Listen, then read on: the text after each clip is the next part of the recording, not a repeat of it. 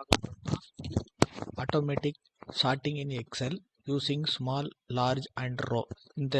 இந்த ஃபங்க்ஷன் எக்ஸலில் small large and row function இருக்குது. இதை யூஸ் பண்ணி எப்படி நம்ம ஒரு டேட்டாவை அசெண்டிங் ஆர்டர்லையும் டிசெண்டிங் ஆர்டர்லையும் ஸ்டார்ட் பண்ணலான்னு பார்க்குறோம். இப்போ நான் ஃபஸ்ட்டு வந்து பி காலத்தில் B3 செல்லில் நான் டேட்டாவை என்ட்ரி பண்ணுறேன், ஸ்டார்ட் பண்ணுறேன்.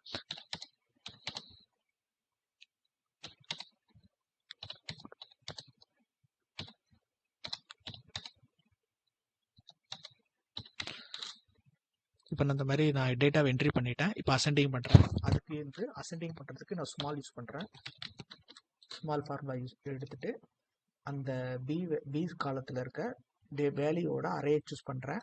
ஸோ B3லேருந்து B10 வரை சூஸ் பண்ணிட்டேன். இந்த டேட்டாவை இந்த செல்லை ஃப்ரீஸ் பண்ணுறதுக்கு டாலர் யூஸ் பண்ணுறேன். அதுக்கு கீபோர்டில் F4 யூஸ் பண்ணிக்கோங்க. கமா அடுத்து கே வேல்யூ, அதாவது எந்த ஆர்டர்லேருந்து nth வேல்யூ ஃபஸ்ட்டு ஆர்டர் எடுக்கிறதுக்கு என்ன சூஸ் பண்ணுறேன்னா நான் ரோன்னு ஒரு வேல்யூ யூஸ் பண்ணுறேன். ரோ போட்டுட்டேன். இப்போ நான் -2, ஏன்னா நான் வந்து B3ல யூஸ் பண்ணுறதால -2 யூஸ் பண்ணிருக்கேன். சப்போஸ் நீங்கள் B2ல செல்லில் ஸ்டார்ட் பண்ணீங்கன்னா -1 போடுங்க.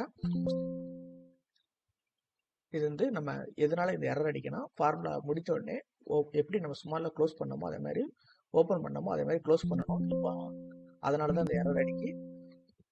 இப்போ நான் வந்து அதை க்ளோஸ் பண்ணிடுறேன். க்ளோஸ் பண்ணிட்டேன், இந்த எரர் போயிடுச்சு. இப்போ அதே மாதிரி லார்ஜ், ஸோ